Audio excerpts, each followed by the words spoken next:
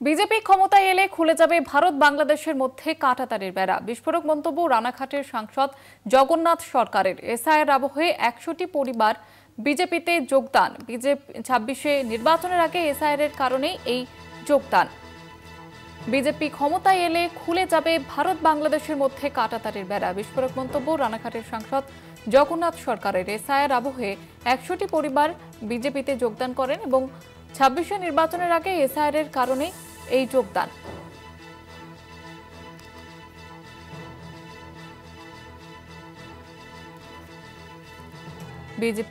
BJP ক্ষমতায় এলে খুলে যাবে ভারত বাংলাদেশের মধ্যে কাঁটাতারের বেড়া। এবার বিস্ফোরক মন্তব্য করলেন রানাঘাটের সাংসদ জগন্নাথ সরকার। এসআইআর আবহে ১০০টি পরিবার এবার বিজেপিতে যোগদান করলেন। ২৬শে নির্বাচনের আগে এসআইআর এর কারণে এই যোগদান, এমনটাই তারা জানিয়েছেন।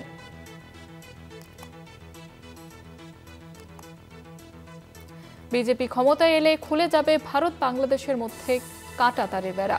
মন্তব্য রানাঘাটের সাংসদ জগন্নাথ সরকারের। এসআইআর আবহে ১০০টি পরিবার বিজেপিতে যোগদান করেন। ২৬শে নির্বাচনের আগে এসআইআর এর কারণে এই যোগদান। রাজ্যে শুরু হয়ে গিয়েছে এসআইআর এবং সেই আবহে ১০০টি পরিবার যোগদান করলেন বিজেপিতে। এসআইআর এর কারণে এই যোগদান, এমনটাই জানা যাচ্ছে। রানাঘাটের বিজেপি সাংসদ জগন্নাথ সরকার তিনি এবার যে মন্তব্য করেছেন যে বিজেপি ক্ষমতায় এলে খুলে যাবে ভারত বাংলাদেশের মধ্যে কাঁটাতারের বেড়া।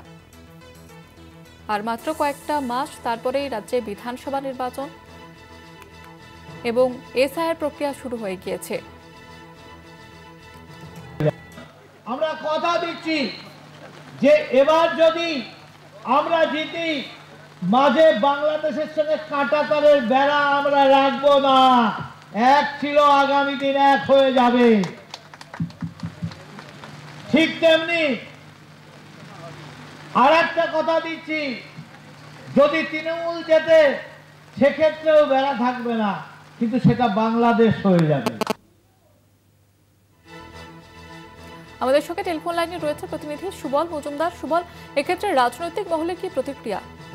দেখো, প্রথমেই বলি যে কালকে তিনি যে মন্তব্য করেছেন যে ২৬শে বিজেপি ক্ষমতা আসলে কাঁটাতারের বেড়া যেটা সীমান্ত তা তুলে দেবেন। পাশাপাশি তিনি এও বলেছেন যদি তৃণমূলও আসে তারাও এই কাঁটাতারের তারা খুলে দেবেন, তখন ওটা পশ্চিম বাংলাদেশ হবে। আর তারা যদি ক্ষমতায় আসে তাহলে বাংলাদেশটা পশ্চিমবঙ্গ হবে। এইরকম মন্তব্য করাকে কেন্দ্র করে বিতর্ক যেমন তৈরি হয়েছে, তেমনি তিনি একজন সাংসদ, তিনি কিভাবে বিশেষ করে ভারতের সীমান্তের বিষয়ে এরকম ধরনের মন্তব্য করতে পারে এ নিয়েও প্রশ্ন উঠেছে।